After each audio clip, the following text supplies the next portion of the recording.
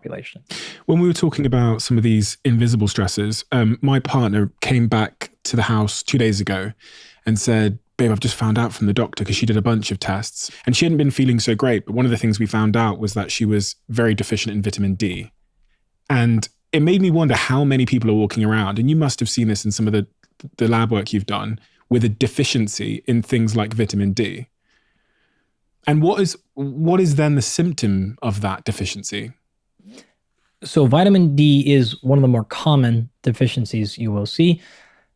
You will not see or feel that. Oh.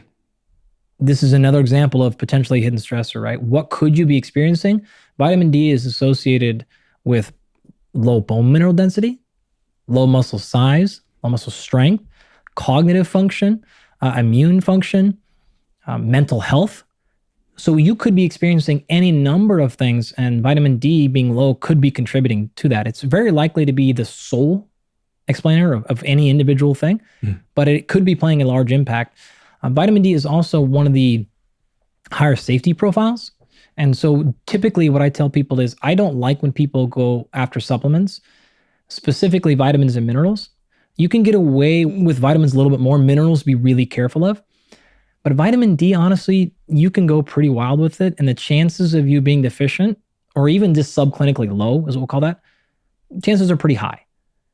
And the chances of you running into issues with the vitamin D are also very low. So it's one of those ones that mask like pretty good chance to be effective, pretty low risk.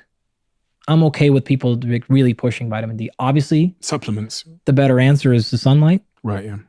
But if you want to take a supplement and you don't have money for or availability to get blood testing done and you're not sure, going after a little bit of vitamin D there are worse things you could do. We'll put it that way. So I'm okay with that one.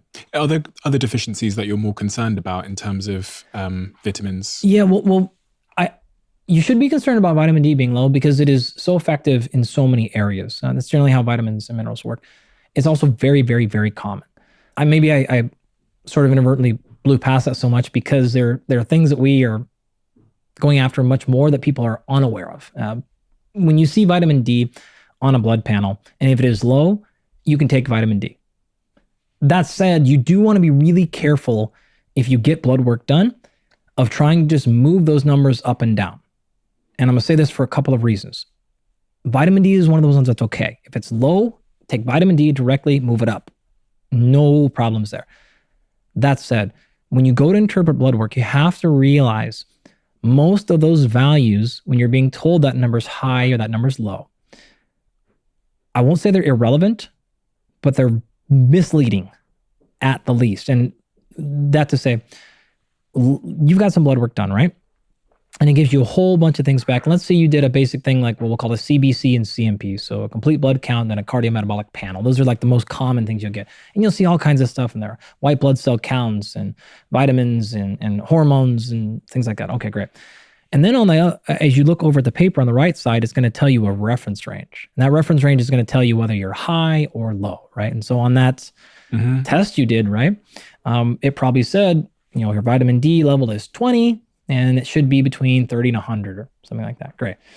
Well, it's that 30 to 100 part where things get squirrely.